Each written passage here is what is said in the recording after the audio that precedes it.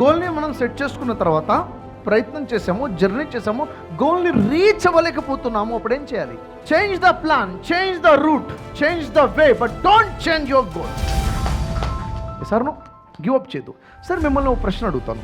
మీరు ఏదైనా ఒక పనిలో, ఏదైనా ఒక గోల్లో, ఏదైనా ఒక విషయంలో ఫెయిల్ అయిపోయారు అనుకుందాం. ఓడిపోయినప్పుడు ఏమనుకోవాలి మనం? ఎవరు? నేను ఓడిపోయాను. ఒక స్టూడెంట్ ఎగ్జామ్స్ రాశాడు, ఫెయిల్ అయిపోయాడు అంటే నేను ఓడిపోయాను. సార్ నో, బిజినెస్లో ఫెయిల్ అయిపోయాడు, తను ఓడిపోయాడు. ఫ్యామిలీ లైఫ్లో ఓడిపోయాడు, తను ఓడిపోయాడు. నేను మిమ్మల్ని అడగాలనుకున్న ప్రశ్న ఏంటంటే, ఎప్పుడైనా ఏదైనా ఒక విషయంలో ఓటమిని మనం ఎదుర్కొంటే దాన్ని ఎలా మేనేజ్ చేయాలి? How to manage the failure. ఫెయిల్యూర్ని ఎలా మేనేజ్ చేయాలి? చిన్న ఫెయిల్యూర్నైనా పెద్ద ఫెయిల్యూర్నైనా మేనేజ్ ఎలా చేద్దాం? ఫేస్ చేద్దామా, మేనేజ్ చేద్దామా? ఎలా ఫేస్ చేద్దాం? సింపుల్. ఓడిపోయావు కదా, ఓడిపోయానని అంగీకరించు. That's it. Yes or no? No. Blunder mistake. ఇదే మనం చేస్తున్నాం. Don't accept. నువ్వు ఓడిపోలేదు. ట్రూత్ ఏంటి? నేను ఓడిపోలేదు. అసలు నువ్వు ఓడిపోలేదు. ఎవరు ఓడిపోయారు? నా ప్రయత్నం ఓడిపోయింది. దట్స్. నేను ఓడిపోలేదు, నా ప్రయత్నం మాత్రమే ఓడిపోయింది. ఎంత తేడా ఉంది సరే నేటికి? ఎంత తేడా ఉందో తెలుసా? చచ్చిపోవడానికి బతకడానికి ఉన్నంత తేడా ఉంది. నేను ఓడిపోయాను, చచ్చిపోతా లోపల నుంచి. నా ప్రయత్నం ఓడిపోయింది, ప్రయత్నమేగా ఓడిపోయింది, ఇంకోసారి ప్రయత్నిస్తా, అయిపోయింది.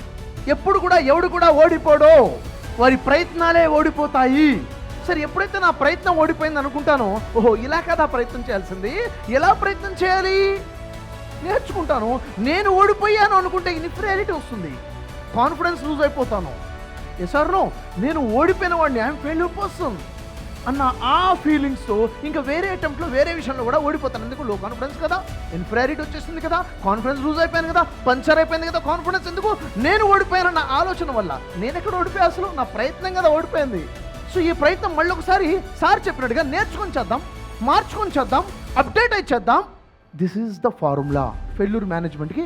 నేను కాదు ఓడిపోయింది, ఫస్ట్ ఇది తెలుసుకోవాలి. నా ప్రయత్నం ఓడిపోయింది అని ఒక్క రియాలిటీ తెలుసుకుంటే ఈ ప్రపంచంలో సూసైడ్స్ ఉండవు. సరే, ఇక్కడ ఏం తెలిసింది? నేను ఓడిపోయాను అనుకుంటే కాన్ఫిడెన్స్ పోతుంది. సరే, ఎప్పుడైనా గెలిచాను కదా, సక్సెస్ అవుతాను కదా, సక్సెస్ని ఎలా మేనేజ్ చేయాలి అది చెప్పండి నాకు. ఫెయిల్యూర్ని మేనేజ్ చేయడం వేరు, ఈజీయే. ఫెయిల్యూర్ని మేనేజ్ చేయడం. సక్సెస్ని మేనేజ్ చేయడం ఎలా? సక్సెస్ అయిన తర్వాత పడిపోయే వాళ్ళే చాలామంది ఉంటారు. ఎందుకంటే సక్సెస్ అయ్యాను, ఓడిపోతే నేను ఓడిపోయాను అనుకోకూడదు, నా ప్రయత్నం ఓడిపోయింది. సక్సెస్ అవుతే నేను గెలిచాను, నేను సక్సెస్ అయ్యాను అనుకోవాలి. అప్పుడు మన కాన్ఫిడెన్స్ బూస్ట్ అవుతుంది. Yes or no? నో.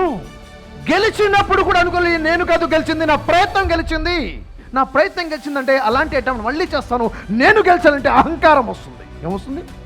నేను గెలిచాను అంటే అహంకారం వస్తుంది. నేను ఓడిపోయానంటే లో కాన్ఫిడెన్స్ వస్తుంది. నేను గెలవను, నేను ఓడిపోను, నా ప్రయత్నాలే గెలుస్తాయి, నా ప్రయత్నాలే ఓడిపోతాయి. స్థిత ప్రజ్ఞత వస్తుంది లైఫ్లో, బ్యాలెన్స్ వస్తుంది. ఎందుకంటే చాలామంది అంటారు గెలిచినా ఓడిపోయినా ఒకేలా ఉండాలంటారు. ఎలా ఉండాలో ఎవరు చెప్పరు. చిన్న ఫార్ములా ఇది. ఈ ఫార్ములాతో మనం బ్యాలెన్స్ అయిపోతాం ఆటోమేటిక్గా.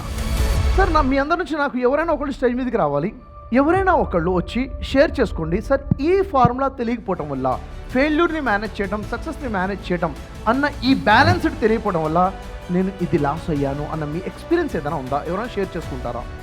సక్సెస్లో కానీ ఫెయిల్యూర్లో కానీ నేనే గెలిచాను అనుకుని అహంకారానికి వెళ్ళిపోవడమా, లేకపోతే ఇంకా మిస్టేక్ అయిపోవడమా, నేను ఓడిపోయాను అనుకుని ఫెయిలియర్ అయిపోవడమా? దీనివల్ల పెయిన్ ఫేస్ చేసిన వారు, లాస్ అయిన వాళ్ళు ఉన్నారు?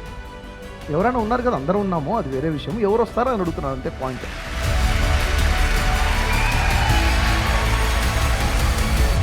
టూ 2018-19లో కంపెనీ అంటే ఫుల్ స్వింగ్లో ఉంది sir. Monthly 1 lakh square yards registration అన్నీ ఫుల్ స్వింగ్లో జరుగుతున్నాయి.